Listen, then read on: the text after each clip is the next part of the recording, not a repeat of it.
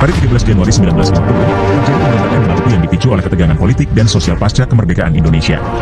Pemberontakan ini berkaitan dengan ketidakpuasan terhadap kebijakan pemerintah pusat di Jakarta yang dianggap tidak adil dalam mendistribusikan kekuasaan dan sumber daya antara wilayah-wilayah di Indonesia. Pemberontakan ini mendapat perhatian besar, namun pada akhirnya berhasil dipadamkan oleh pemerintah Indonesia. Halo temanku semuanya, tanah airku Indonesia adalah tempat kita berbagi cerita dan momen yang tak terlupakan.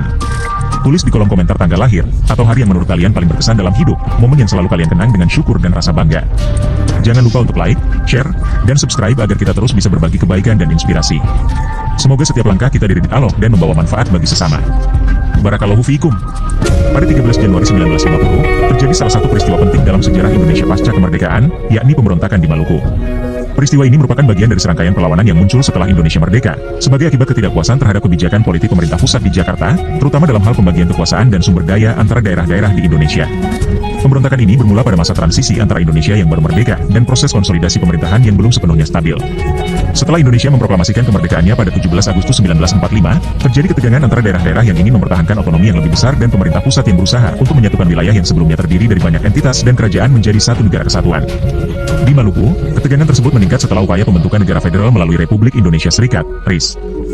Ketika RIS dibubarkan pada tahun 1950, dan Indonesia kembali menjadi negara kesatuan dengan sistem pemerintahan sentralistik, banyak daerah seperti Maluku merasa terpinggirkan dan tidak puas dengan pembagian kekuasaan yang ada. Ketidakpuasan ini akhirnya mengarah pada pemberontakan yang dipimpin oleh beberapa tokoh lokal yang menuntut kemerdekaan atau setidaknya otonomi lebih besar bagi wilayah mereka. Pemberontakan di Maluku dimulai dengan serangan terhadap pos-pos militer dan instalasi pemerintahan yang dianggap mewakili pemerintah pusat.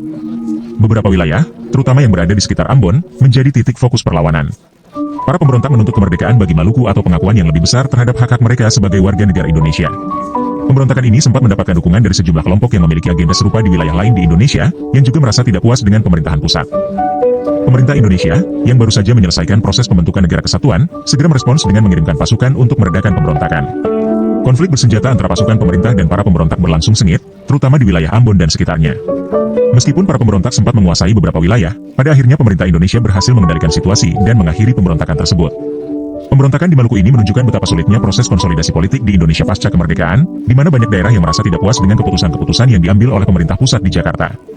Namun, setelah pemberontakan berhasil dipadamkan, Indonesia tetap mempertahankan integritas dan kesatuan sebagai negara republik yang utuh, meskipun dalam prosesnya banyak konflik dan ketegangan yang muncul. Sebagai akibat dari peristiwa ini, pemerintah Indonesia kemudian memperkenalkan kebijakan desentralisasi yang memberikan otonomi lebih besar kepada daerah-daerah tertentu. Hal ini bertujuan untuk meredakan ketegangan dan memastikan bahwa setiap daerah dapat merasakan manfaat dari kemerdekaan serta memiliki kontrol lebih besar terhadap urusan lokal.